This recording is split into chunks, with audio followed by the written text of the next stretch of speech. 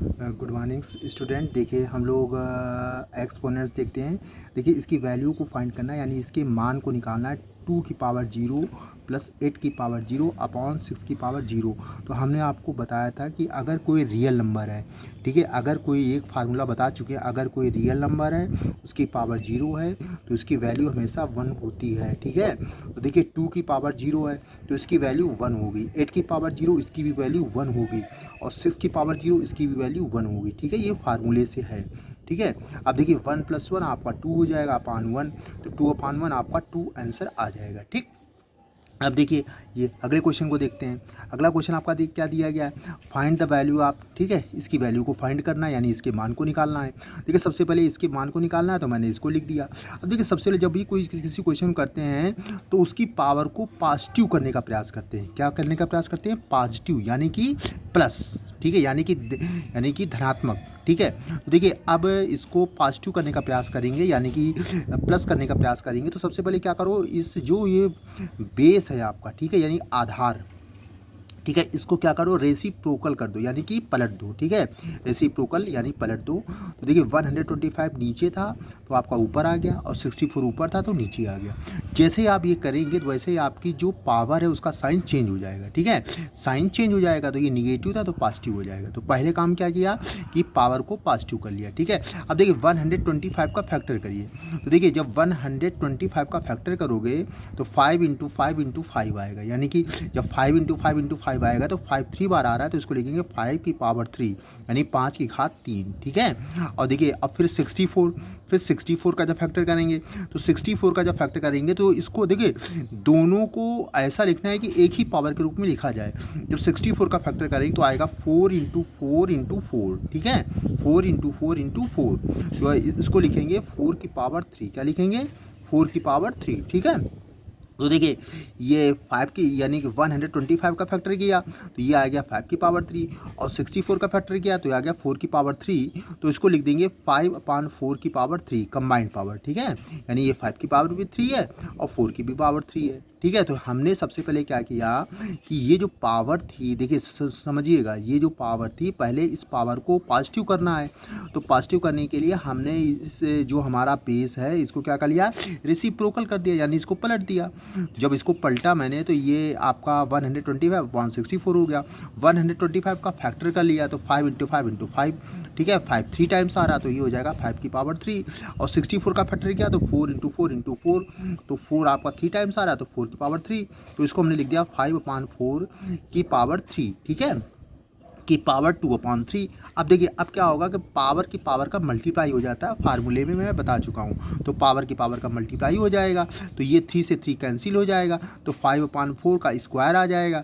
ठीक है, अब देखिए 5/4 का स्क्वायर आ जाएगा। ठीक है, तो यानी कि 5 स्क्वायर का मतलब होता है 5 की 2 टाइम्स मल्टीप्लाई होनी है, तो 5 की 2 टाइम्स मल्टीप्लाई कर दो तो 5 × 5 हो गया, और 4 की 2 टाइम्स 4 × 4 हो गया, तो 5 × 5 25 हो गया, 4 × 4 16 हो गया, यानी 25/16 आपका आंसर आ गया। ठीक है, इस तरीके से क्वेश्चन को सॉल्व करते हैं। ठीक है, अब देखिए अब अगला क्वेश्चन आपका दिया गया है, समझ लीजिए।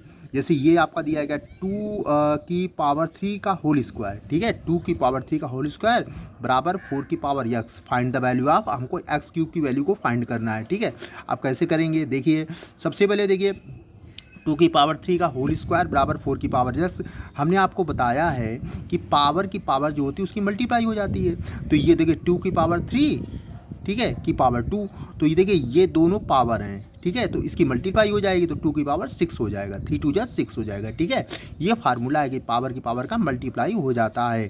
अब देखिए 4 है तो सबसे पहले अब हम 4, देखिए इधर 2 है इधर 4 है तो इसको भी 2 करना है तो 4 के फैक्टर कर लो। ठीक, 4 के क्या कर लो, फैक्टर कर लो। ठीक है, जब 4 के फैक्टर करोगे तो 2 कितनी टाइम्स आएगा, 2 बार, यानी 4 आएगा 2 × 2, तो इसको लिखेंगे 2 का स्क्वायर। क्या लिखेंगे, 2 का स्क्वायर, तो 4 को लिख देंगे 2 का स्क्वायर। ठीक है, 2 का स्क्वायर की पावर x। ठीक है, अब देखिए 2 की पावर 6।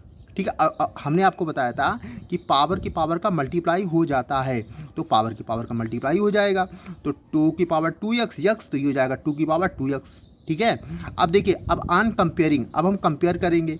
देखिए यहाँ पे जो आपका बेस है वो सेम है, जब बेस सेम है तो ये जो पावर होंगी ये क्या होंगी, ये भी सेम होंगी। जब ये बेस सेम है तो पावर भी सेम होंगी। तो इन पावरों को सेम कर देंगे। तो 6 बराबर क्या हो जाएगा 2x, 6 बराबर 2x, ये दोनों सेम हो जाएंगे भाई, बेस सेम है तो पावर भी सेम होंगी। तो 6 इक्वल टू 2x। अब देखिए 2 मल्टीप्लाई में है, उस साइड जाएगा तो डिवाइड हो जाएगा, तो x इक्वल टू 3 हो जाएगा। क्या हो जाएगा, x इक्वल टू 3।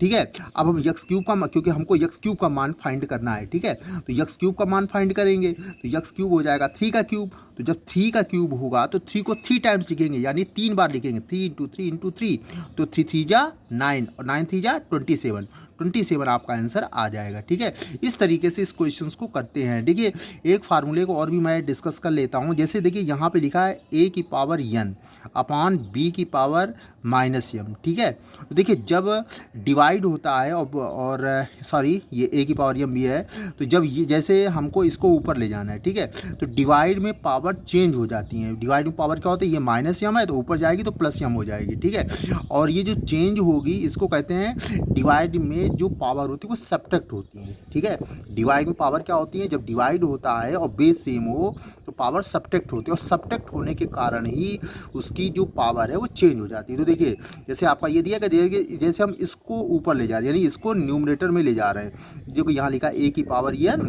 और देखिए ये जब ऊपर जाएगी तो क्योंकि सब्ट्रैक्ट हो रहा है ना, तो ये माइनस लिखेंगे और ये हो जाएगा -m। ठीक है, तो ये हो जाएगा a की पावर n और माइनस माइनस आपका प्लस हो जाता है, तो ये हो जाएगा n प्लस m।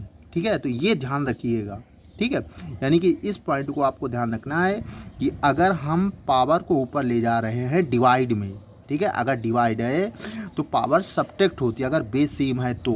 ठीक है, और सब्ट्रैक्ट होने के कारण उसका साइन जो होता है वो चेंज हो जाता है, यानी कि ये माइनस है तो ये आपका प्लस हो जाएगा। ठीक है, तो ये क्वेश्चंस आते रहते हैं, तो ये इस तरह के फार्मूले आपको पता होने चाहिए। ठीक है, थैंक यू।